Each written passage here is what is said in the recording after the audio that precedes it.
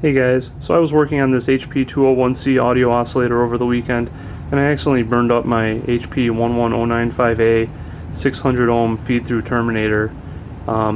These are rated 1 watt. They're pretty pricey on eBay, and I knew that there's only a single resistor inside, right? So the question was, does it come apart easily? And the answer is yes, and I'm going to show you how to do that in this video.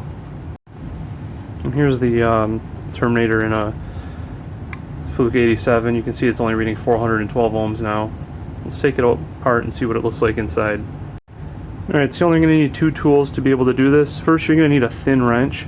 It has to be a thin wrench. I think this is going to be the hardest thing for most people. This is a metric wrench. This is a 10 millimeter. This is a special set I bought years ago when I was doing a brake job on a Corvette that needed a thin wrench. And you can see it's just under 3 millimeters in thickness. And you put the wrench right here. There's a flat spot on each side. As you can see, with that 3 millimeter wrench, there's no wiggle room at all. So I think it's a standard size. It should be. I don't have any thin standard wrenches, but this works just fine. And you're going to need a pair of pliers. I would use this style, kind of a little more round there. I would suggest wrapping this end in electrical tape so it doesn't get marred up. I already opened it, so it's loose.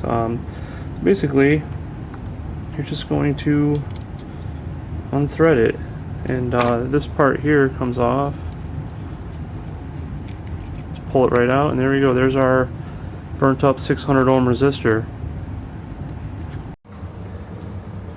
I don't have any 600 ohm resistors in stock right now, so for now I have a couple 300 ohms. I'm going to put two of them in there in series.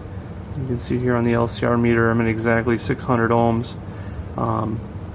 What I may do in the future, there aren't too many options, at least at DigiKey, for 600 ohm resistors in the 1 watt range that are this dimension here. And let's see what this is here.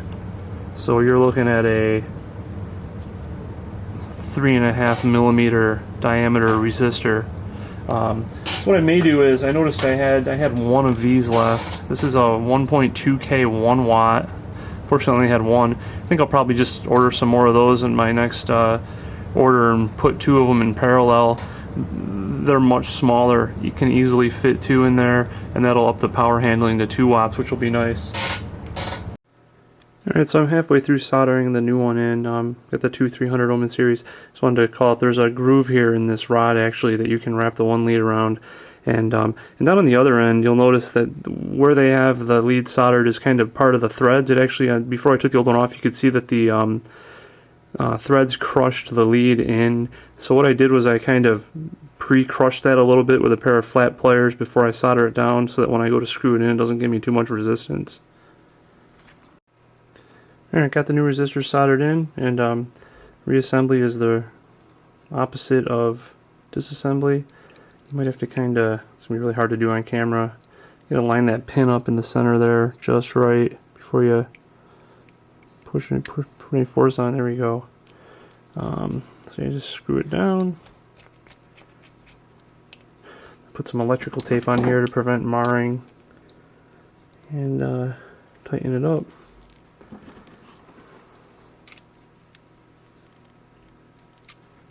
Okay, and let's see what it reads. 600 ohms. Just double check that on the LCR meter.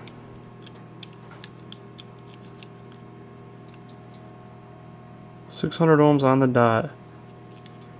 And that's all there is to it. Now what I would say is another place where this may be useful is you can sometimes find these in 50 and 75 ohm much cheaper than 600 or anything else you may want. You can buy them, open them up, and swap out the resistor to whatever you want. Alright, have a good day.